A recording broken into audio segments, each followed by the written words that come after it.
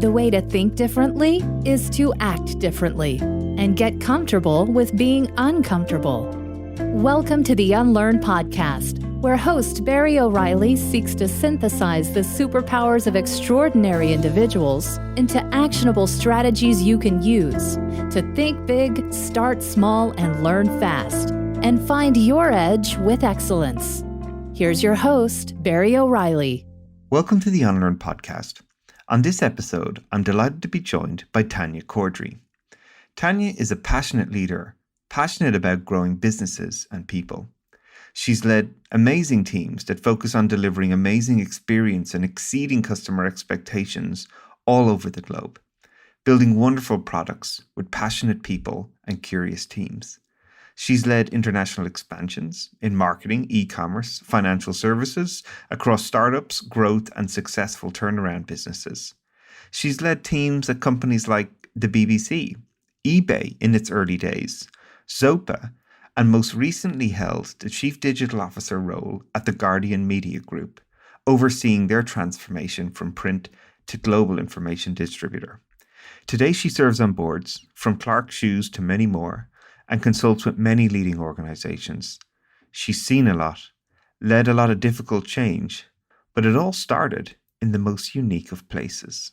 So I actually started life as a journalist, a million miles away from technology. And I started as a journalist for a company called Reed Elsevier. It's a graduate training scheme. But when I reflect, it was the most wonderful training ground because I ended up working on a variety of deeply unsexy magazines. So my very first job was on a magazine about road haulage. Amazing field. But actually, we talk a lot today in software development about really understanding the needs of your customer. Well, being a sort of 22-year-old woman who suddenly had to be writing magazine articles for the nation's road hauliers, you really do have to get to know your customer. And I think that learning has really stayed with me throughout my career. I have to ask about an anecdote from that time. Surely there's got to be some great meat pies along the way as well. Well, I think it's rather embarrassing to think about it because it was a sort of different era because I'm going to reveal my age here, but this would have been the sort of late 80s and early 90s rather. So you can imagine it was a sort of different world to operate in. I do remember a couple of my favourite things I did was the magazine. I have to try not to smile too much at this point, but the magazine had a very popular annual article where we tested which trucks had the best cabs to sleep in. So each member of the magazine, basically we were given an enormous lorry and we were taken to a truck stop. We were all in different truck stops and we got to sleep in the truck for the night. Yeah. So there was me, my early 20s. I rocked up at the truck stop and I had this lovely sort of 40-ton Mercedes lorry, given the keys to it, and I just had to spend the night in it, which was great, until I actually wanted to because they had the facilities there. You go, well, I'll go and use the bathroom, maybe grab something to eat. And you walk over and I was, apart from the strippers that were entertaining people in the canteen, I was the only woman. So I have to say I sort of hightailed it and I hid in the truck all night. Apart from there were knocks on the door during the night where there were sort of people who were working their way around the truck. So you're kind of going, oh my God. It was an interesting evening because you're sort of exposed to something that I'd never been exposed to before. Well, in terms of customer development stories, this is probably one of the more interesting ones I've ever heard. So I appreciate you sharing that. Yeah. No, but it was fantastic. So I started life as a journalist and I did that for several years. And I realised that I wasn't wedded to my pen. I enjoyed it. I had ended up being the sort of acting editor of a magazine, but I had, funnily enough, done an article about people doing MBAs.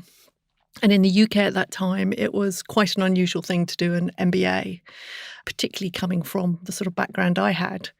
But I applied, I got into a place at London Business School, and I decided to do an MBA. And I think that was a real pivotal moment for me because I had grown up in a world where you were sort of divided into art students and science and maths students. And I had been very much in the, you're an art student, so you're good at English, go do journalism, etc. And I went off and did the MBA and discovered that I love maths and I was actually quite good at it and all those sort of things. So I had an amazing time, ended up doing a great job at the BBC where I ran the strategy team for news and current affairs. So very different, kept in media. But I think the really big pivotal point happened was the dot-com boom happened. And I had a call one day from a headhunter, and there was a company called eToys. Most people won't remember eToys, but it was one of the early giants of the dot-com boom, and it had a spectacular rise and a spectacular fall. No better learning experience than those ones. Exactly. It was amazing. And they said they wanted somebody to come and join the European exec team. They had just bought a company called BabyCenter, which if anybody listening has had a child, they probably used BabyCenter during their pregnancy, and they wanted to set BabyCenter up outside of the US. So they wanted somebody to run BabyCenter, be part of the eToys exec team. So they were looking for a native Brit.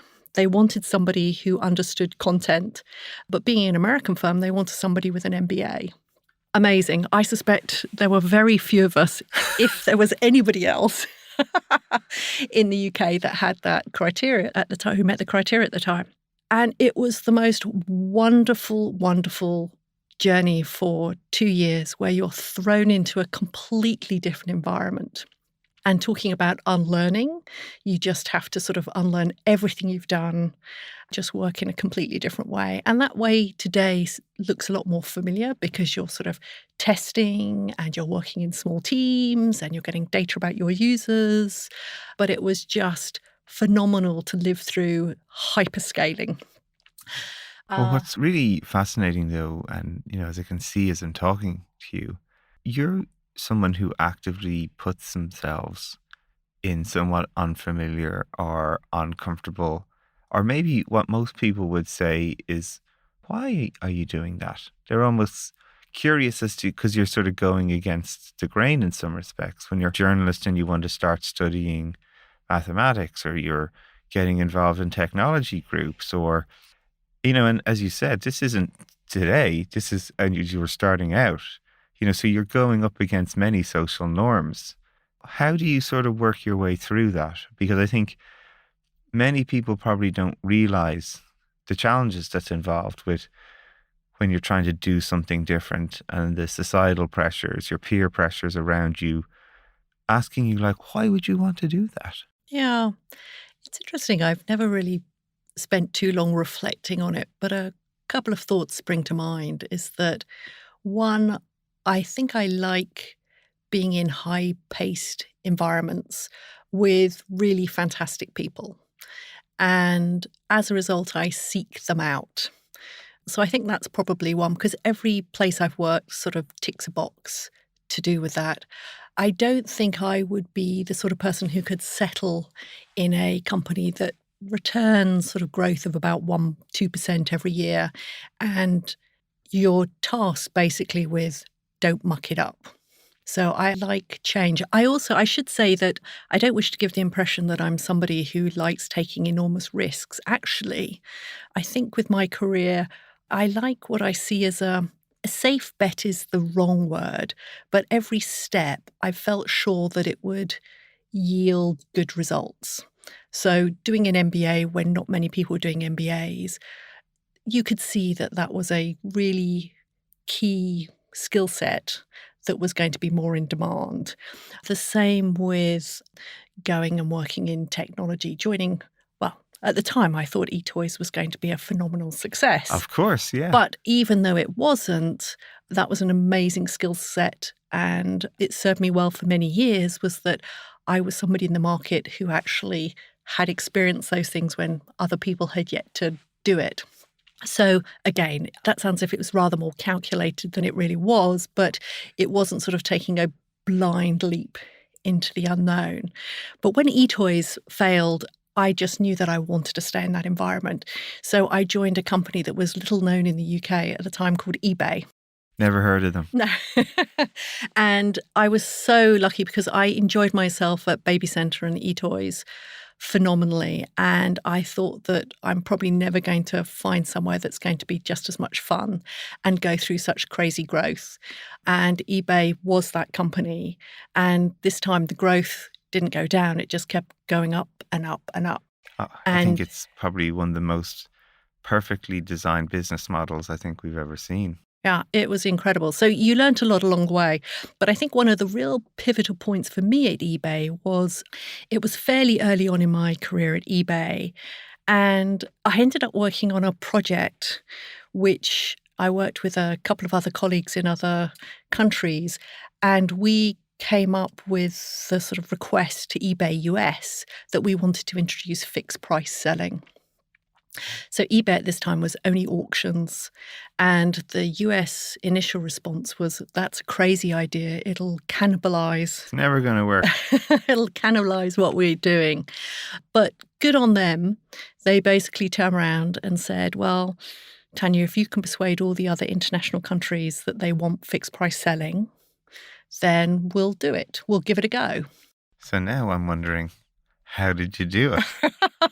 Well, luckily for us, there weren't that many other international countries at the time. It'd probably be a lot harder now just because there's so many of them. But actually, every single one of them was really interested in exploring that because we could see that there was potential sellers in the UK who wanted to sell books or, dare I say at those times, DVDs and things like that. And they had a very small fixed margin. So they knew the price they wanted to sell them at and they didn't want to take the risk of auctions because that was an unknown quantity at that time. And it was amazing because we actually ended up rolling it out. And it was phenomenal because the growth of fixed price selling on eBay was stratospheric. And in those days, obviously, you had roadmaps that were very fixed. And the US had a fixed roadmap that I think probably was 2 years plus.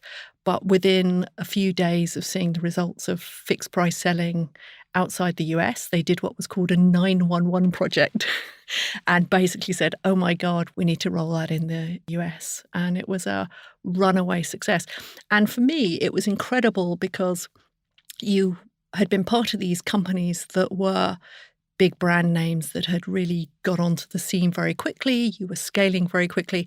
But it was the first time that I had been part of a project where in many ways I was the author of the original business plan.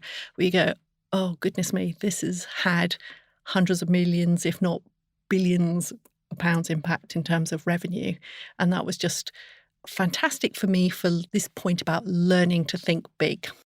Yeah, it's super interesting what you're sharing here as well. Like all the things I'm pulling away from these stories is like you're working in this company, a fixed roadmap where no teams just go out there and execute. And yet you have this hunch and you identify this opportunity. And how do you bring stakeholders into that? So it's interesting they supported you, but I'm hearing that you brought some sort of evidence to that conversation, or what helped sort of give you the space to do that? I think there were probably two things. There was one, the fact that you could get all the other international countries. So the fact that if it was just one country of many saying they wanted this, the time and cost of having bespoke offering for the UK wouldn't have been worth anybody's time. So I think by having several countries involved, it allowed the idea to be put forward as something that had attraction at scale. Mm. And I'm sure I was very lucky because there was a phenomenal team of people all globally working on it. But I'm sure the folks in the US, as they started working with us to develop it, because most of the software development at that point was in the US, I'm sure they began to see that it was attractive. The other thing that really helped us was that eBay at this moment in time was really becoming enormous. And dare I say, there was this company called Amazon that was sort of floating Never around. Never heard of them either. What happened to them? But Amazon had begun talking about introducing their marketplace, which obviously has been very successful as well. Absolutely, right. I think 30% of their revenue comes from that. Yeah, now. but they were only just talking about it at that point. Yeah. So eBay could see that this might be a really interesting defensive maneuver at the same time. So I think we were lucky that because of Amazon, you had both the appeal of a solution at scale and additional revenue, but you also had something that was rather scary, which could help appeal to people both from the sort of attraction and the fright point of view. Well, and I think you're sharing both sides of that story, right? Like you're very clear on what the opportunity is and giving people a taster of what they can see where the opportunity is. And as we all know, nothing like a little bit of survival anxiety to keep us all on edge and start keeping innovating is always a grand hack as well too, Exactly. So what are some of the other, like you're bringing innovation into companies your entire career, right? Like whether it's eBay, you've done amazing work at Guardian, these sorts of amazing companies where in some ways you're sort of shifting or shaking up an existing paradigm, right? eBay changed a lot of the publishing work when you were obviously in Reed Elsevier and making some shake-ups in there to bring different ways into the publishing business. And then most recently when you were doing Chief Digital Officer at Guardian, right? These classic businesses where often the editorial group, there's a party in place that sort of runs how the thing works. And you're trying to help them see the opportunity of what technology can offer them rather than see it as something that's taking things away from them. I'm always curious about some of your things you had to both learn and unlearn as you went through those sort of processes. Yeah, so I think the time at The Guardian's a really interesting experience to reflect on because I came from The Guardian after spending many years working for pure digital companies. And these pure digital companies, particularly I'd say the last few years at eBay, they were run by data. So they were full of people who had worked at top consultancy firms. They had their MBAs, and there wasn't a decision that wasn't made without oodles and oodles of data. And then you go to The Guardian, and that was a very different experience where that was a big unlearning experience because suddenly all the ways that I had spent my life working over the last years, where you put forward logical arguments and everybody can see that there's no question of what you do because the data says it. The Guardian didn't quite work like that. And I think it's fair to say that I hope none of my old Guardian colleagues sort of don't mind me saying that, but there were some parts of The Guardian, if you just rocked up with your PowerPoint deck, just the fact you had a PowerPoint deck was probably enough to kind of turn off the audience. I think probably one of the best illustrations of that was that we were obviously looking at how we could completely transform the product portfolio of The Guardian to amplify its journalism around the world. And at that point, we had the URL guardian.co.uk. And we managed to secure a new domain name of theguardian.com. So we wanted to transfer everything over. And as most people may not be aware, is that sounds like a really simple thing to do. Of course, you sit there and some engineer down in the basement just types the script and redirects something and we're done, right? Yeah, but actually it's phenomenally hard. And what makes it really scary is we live in a world where you start small, you test things, and if they don't work, you just start again. Doing a domain change doesn't work like that because once you flick the switch, there is no going back. And it is a big project. It's everything in many ways that I don't stand for in terms of ways of working, but it's the only way of doing this type of project. So anyway, we did a piece of strategy work that showed that this was a good thing to do, particularly because we had very large global audiences and places like the US, we couldn't get traction with advertising unless we had a .com URL, even though it didn't really make any difference because we had tried persuading advertisers that we could still identify US audiences with guardian.co.uk, but we weren't getting any traction. So I did what I had previously learned was a good thing to do, is I went with charts and graphs and just showed why this was a good thing to do. And the trouble with doing a domain move is that you don't exactly know what's going to happen. And you do know that your traffic will go down for a period and then it'll go back up. And what made this even more unsettling was that we had heard privately that this was probably going to be the largest domain move that the web had ever seen, particularly with something like The Guardian, which had lots of enormous Google juice. So if you got that wrong, you would lose a substantial part of their traffic. Oh, believe me, I made this mistake with changing my domain name in some of my blog posts. You just lose indexing on Google. And nobody goes to the second page, just in case anyone's wondering. So anyway, I did all the data piece and I did a presentation to my fellow exec team. And they just sort of weren't enthused by it at all. Yeah. And I can't pretend for one second that this was sort of me being clever. This was more luck. But in a desperate attempt to try and persuade them, I started telling them that doing domain moves was so scary that nobody of us our size had ever attempted to do it before. And there were lots of companies that would be really excited if The Guardian could show the way. And once The Guardian had done it, we'd probably unleash all this pent-up demand because people were too frightened of what would happen to their Google rankings. Now, what's amazing is that I'd been appealing to everybody's head. But in reality, the new skill I had to learn at The Guardian was you had to appeal to their heart. And as soon as you tell folks at The Guardian that people won't do something because they're too scared to do it, well, then of course we're going to do it. That's the direction they want to run. Yeah. So it was an incredible learning moment for me. And I think taking that going forward is you realise that you don't want to lose the power of the data, but data itself isn't something that people necessarily get inspired about and emotional about. You have to appeal to people's heart as well as their head.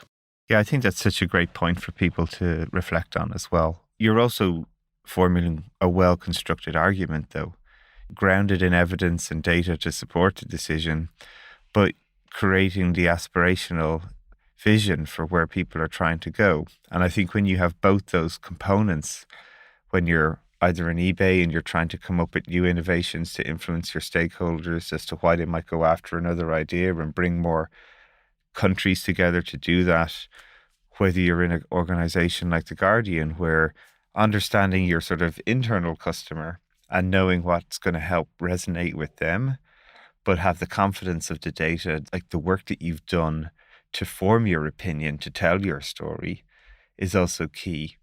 You can't just get up there and tell a great story. I think pairing both is really important. Yeah.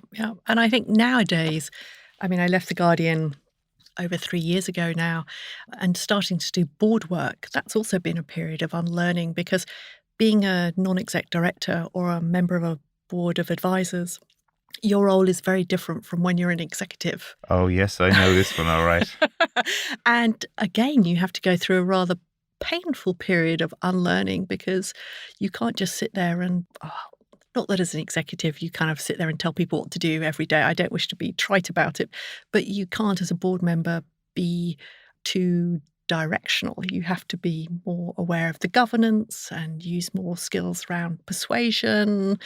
This resonates massively with me too. Like one of my first ever board positions, I felt like, I'm part of the company now, right? Like I'm a foot soldier in that company now.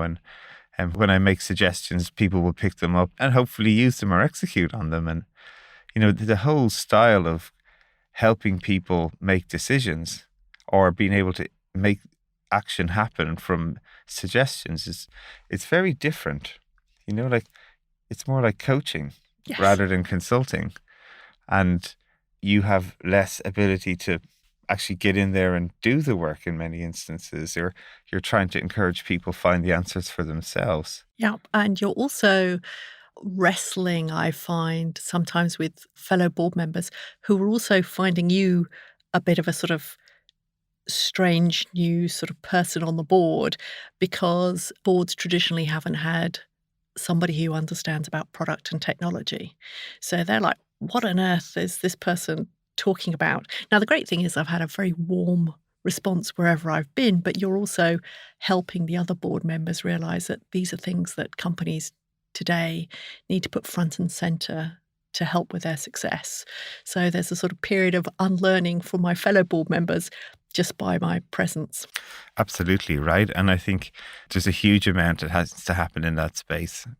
everything from being just a very minority group of people that sit in those rooms of single gender, right through to bringing new technology perspectives and understanding the impacts of that. Again, to pair with these people's skills, right? They are great business accumuli in these rooms. But I think often people don't understand the impact technology can have in both solving those problems and being a hindrance to them as well. Yeah, exactly. And the fact that technology isn't just, as many people interpret it to be, is as an IT project. It goes beyond that. I mean, it's actually technology is the way the company is going to scale and grow, and it touches every single aspect of a company. And I suspect many boards, when they get their first digital or technology product person on the board, they probably don't quite realize that. We see this a lot, even inside companies, because it propagates with people in chief technology officer roles as often reporting to chief financial officers, maybe not even being on the leadership team of some of these companies, and then propagating up to board level as well. So, you are someone who's had, to the classic analogy, like shape that seat at the table so people understand why it needs to be elevated, why it's a strategic capability of the business. What were some of your fun anecdotes of trying to do that at Guardian? In terms of trying to get people to sort of understand how the world was changing. Yeah, and so I think been very interesting to me to observe is that you've got this whole new portfolio of products in the Guardian, right? The industry of publishing, its business model is even challenged. We're relying on putting up the paywall, or we need to get the revenue up through advertising, and trying to find new interesting ways of growth that technology can facilitate. What were some of the aha or interesting insights you discovered in that time?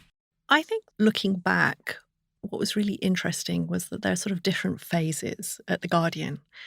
I think for the first phase, which was probably, let's say, I don't know, a year or so, I think The Guardian probably had no idea quite what it had unleashed in terms of the team that I was looking after.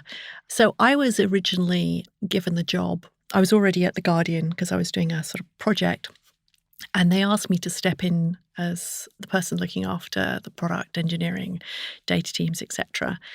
And they just said, well, we'd like you to do this temporarily, and then we're going to start looking to hire somebody permanently.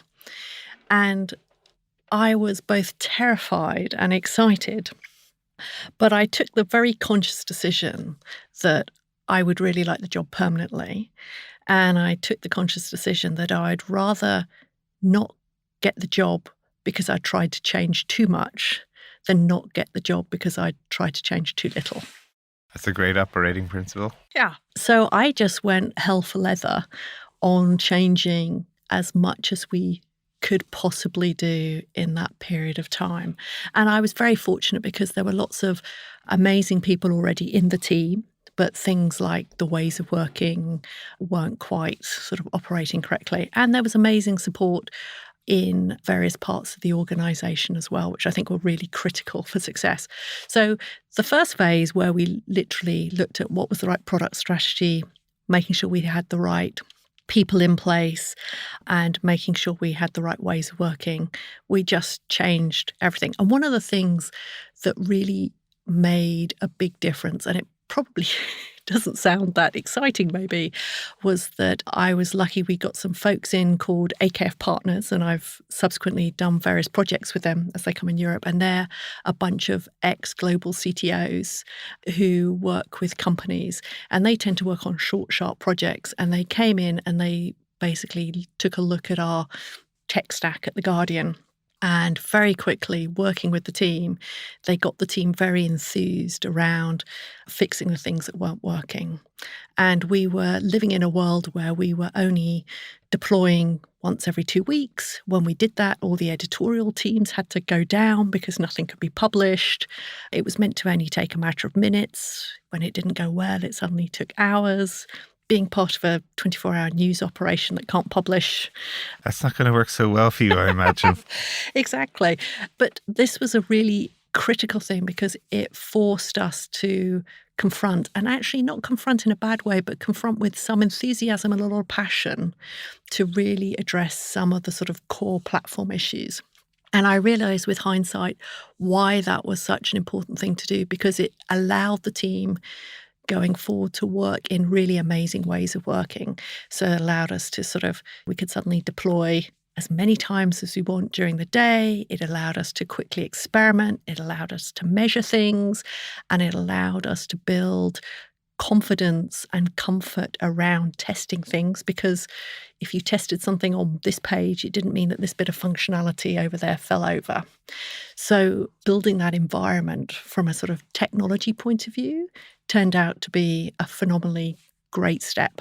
Yeah, this is something I would really encourage and advocate to when people are starting their transformation journey.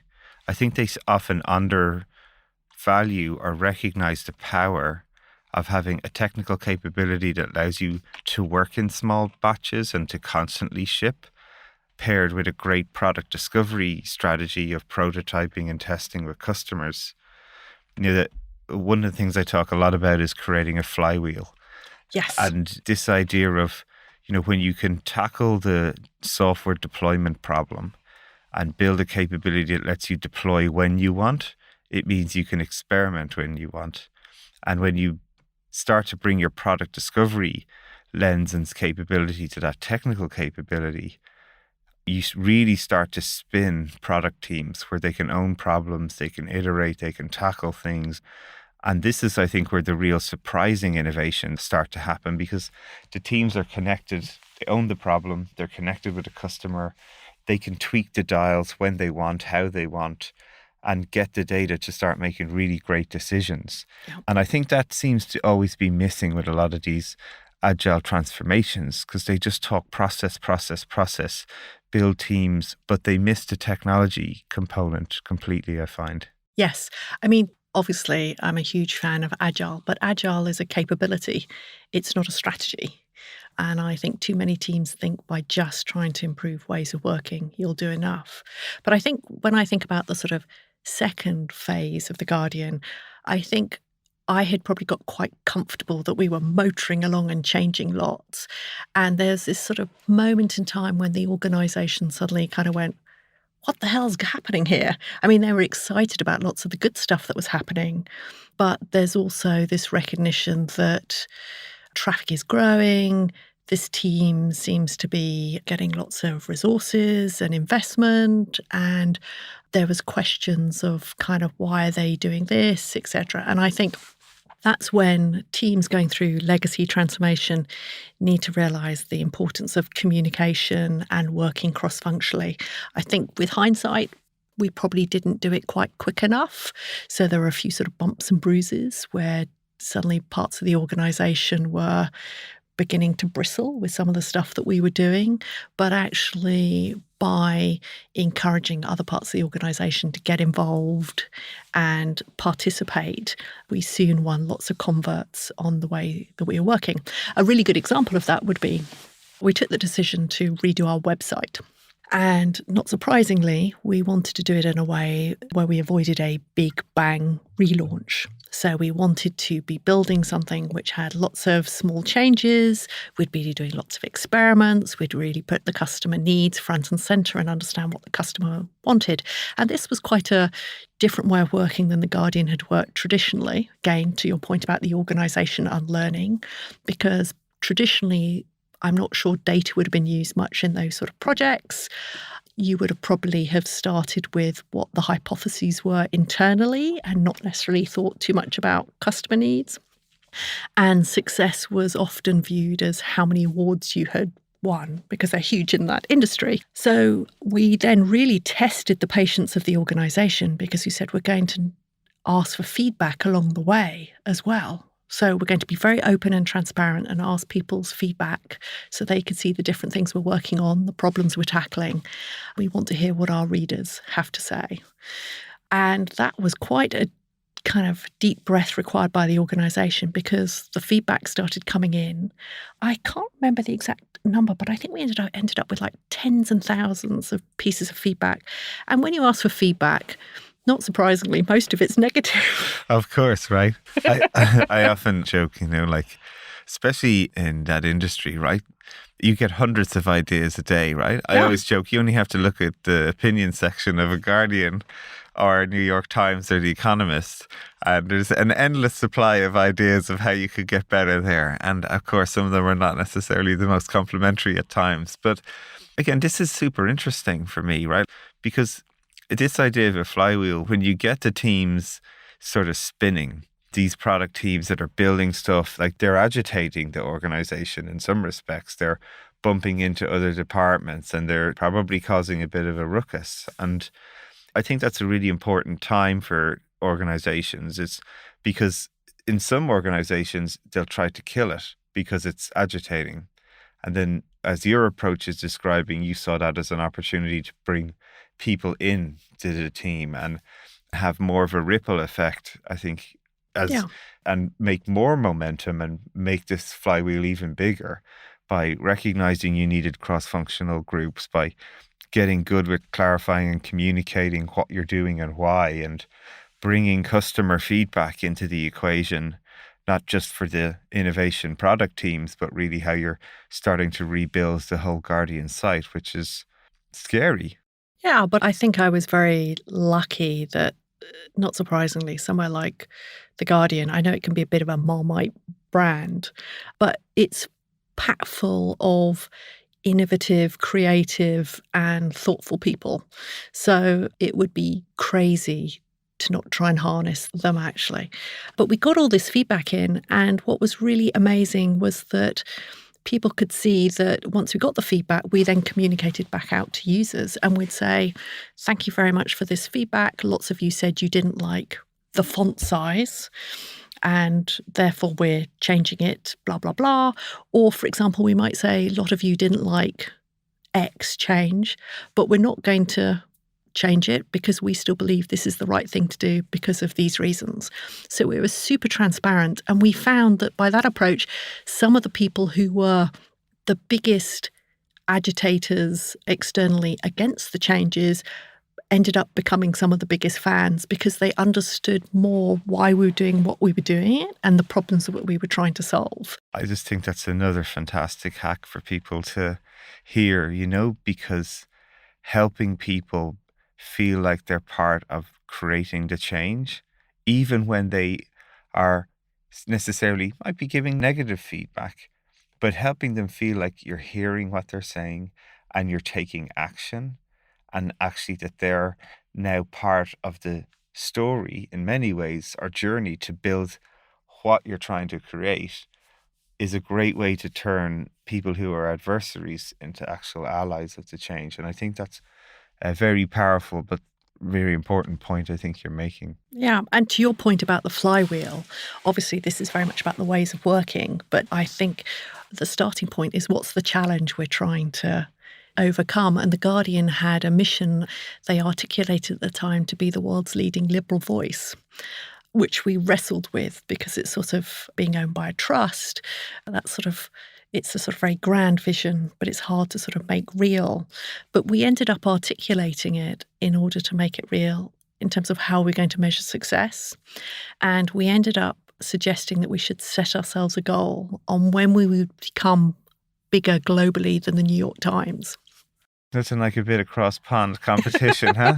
Now, I have to confess, through my consulting work, I'm probably the first one to tell you that you shouldn't go for vanity metrics. But this was a fascinating metric, and I think it still fit because of the Guardian's broader role. But everybody internally was so shocked that that was even feasible, that we could overtake the New York Times. But when you looked at the numbers, we could see that we were growing at a much faster rate than them. So we said, actually, let's set ourselves a goal. Let's try and get there quicker than we would do naturally. But being a naturally very bold and ambitious organisation, they sort of relished that. And so that ended up being a sort of wonderful piece of jet propulsion behind all that we were doing. And I don't know what the figures are today. I suspect the New York Times and the Guardian have jostled. But before I left the Guardian, we did actually overtake the New York Times globally. Well, again, what I love about this story is your still bringing data to the equation, and you're still painting an aspirational, bold vision out there, and knowing your internal customers well to what's going to inspire the positive behaviors you want. And I think that's really pertinent when you're trying to transform these companies, is to still give them a bold vision, but know what you can achieve through the data. But the third part of your transformation, this is the bit I'm interested. You said there were 3 phases you felt like to the... I think the third phase was very much where you move beyond the sort of communication piece to when you really are trying to work cross-functionally. And that's when you have people from disciplines sitting together, working together, ideating and experimenting together, etc. So at that point, you're really trying to break down the silos. I think with any organisation, it's pretty hard to break down the silos. But I think we did a pretty good job on trying to do some of that. And we embedded ourselves in some of the really, what feels like some of the sort of maybe not so sexy mechanics of a large organisation, but things like the annual budgeting process. We were all over that. Yeah. Please tell us that hack, because everybody is like, that's one of the big challenges everybody faces, right? Even if you're an innovation team and you're starting to make progress, you're starting to really show a different way of working, and you're communicating externally, and you're trying to break out of just your team, even a program of work, and then you hit the budget, and then it's all over. Yeah. So how did you manage to tackle that sort of challenge? So I think anybody who's leading transformation in an organisation should make the CFO their best friend. And that's pretty obvious because they're the person who controls the purse strings. But actually, not being flippant about it, I think large organisations in particular, their operational rhythm is often dictated by the finance team. And I think the finance team may not be that familiar with this way of working and the way that software can influence all parts of the organisation. But by getting close to them and getting close to things like the annual budget, etc., they can start to see how you can really add value, how you can put different metrics in place that can be more meaningful to the rest of the organisation. And it also means that you can avoid any of the sort of disconnect where one part of the organisation is saying they're going to deliver X, but they're relying on some software resource that they conveniently not told anybody about. So you can be very joined up around what's going to happen. And what's fantastic is that by joining into the annual budget, you can start turning the conversation away from what's on the roadmap and the stuff that's going to be delivered to the impact that it's going to have to the business and the financial impact it's going to have on the bottom line. And of course, the finance teams love that. Absolutely, And I think it's a great narrative and story you're really sharing here about how to start laddering up these changes through companies by starting with the teams and getting them delivering frequently and iterating their products, starting then to look at the sort of design around the company and move it to be more cross-functional and collaborative, then right up to the sort of bigger legacy processes that sit around companies like big annual budgeting, planning cycles that are big and slow and hard to move, and recognizing that that's a place, if you really want to break out innovation happening in the company, eventually you're going to have to start to tackle some of those larger processes and help the leaders of those who are very comfortable with their operational based metrics or return on investment and cash flow analysis that are all based on business models or products that have lived for a very, very long time. So it makes sense to use the data to predict. But when you're doing innovation activities, trying to find new revenue streams for companies that are online, retail, whatever they might be, you don't have any data. You have to invest to get data to make the next decision. That process to help financial management people understand that you're controlling the risk. It's a systematic approach by thinking big and starting small and making bets. How did you start to show some of that inside these teams? I think we implemented a very quite a rigorous sort of operating model. we'd be very clear about what our strategy was and what the KPIs were that the team would be delivering. And just be really clear, there'd be a mix of lead and lag indicators. We'd have some financial ones, but we'd have more customer-led ones so we could see how our customers were feeling, etc. And then we would make sure that those were owned by teams, and then the teams, hopefully empowered by the outcomes, would be in charge of working out how to reach it. And we sort of constantly worked and iterated on those, because what you thought would happen at the beginning of the year might look quite different to the end of the year. So one of the constant conversations we would have, and I talk with many product and tech teams who have these conversations, is that the rest of the company often wants to see a roadmap, and they want to see a big Certainty 1, 2, 3. Yeah, nice big Gantt chart and what have you.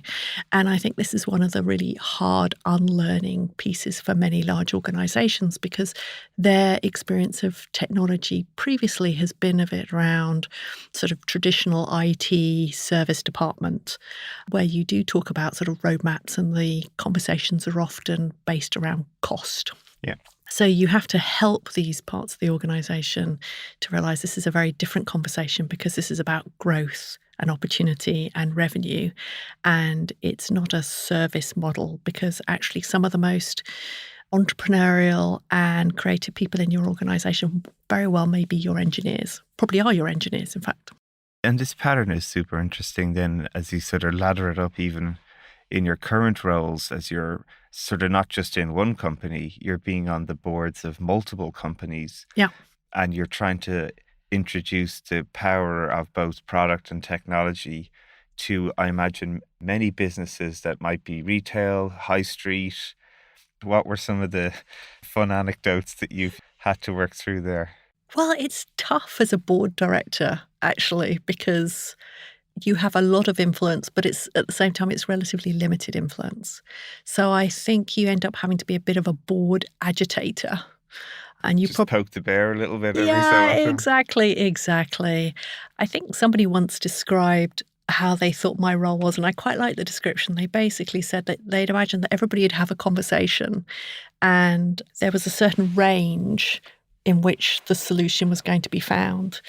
They said, I see your role, Tanya, as being actually, you're the one that should be pitching something that's completely out of the range, to which they're all kind of shocked and horrified. But in reality, they end up, even though they're never going to go to the place you're predicting, you will move them further by showing them that that's even an option. So you get them out of the safety zone. I hadn't really thought of it that way before, but in many ways, I think that's quite a powerful way of describing the sort of role you have as a board member with the product and technology experience. Well, I think that's great. Like you have to challenge people's thinking.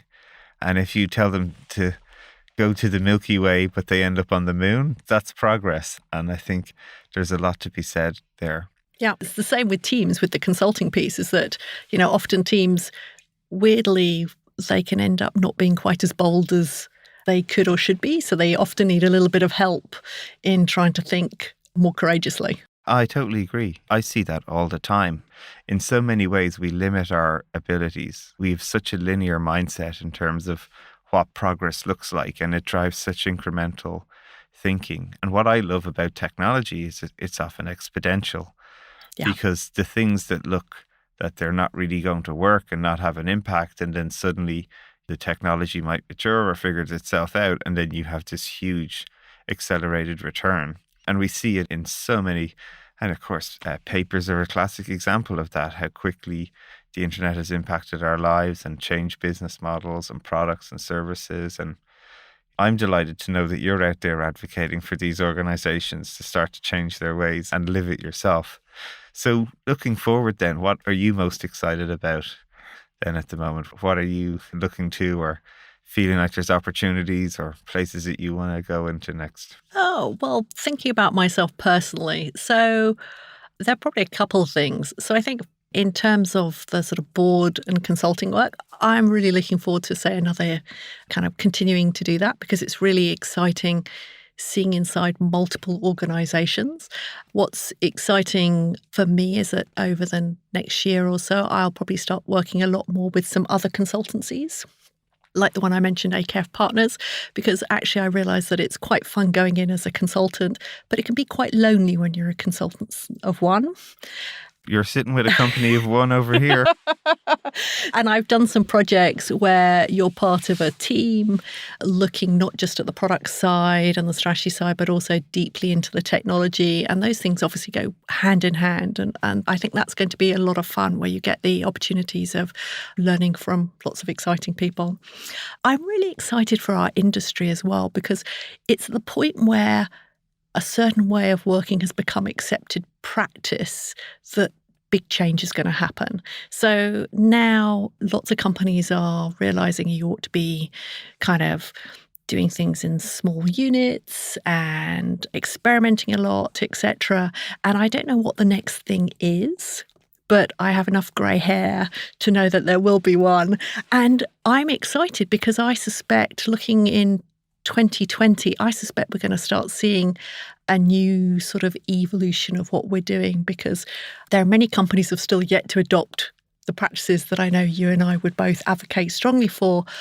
But I'm sensing we're at the point now, it's like, oh, okay, is there a new twist in this? And I'm excited to see what that is.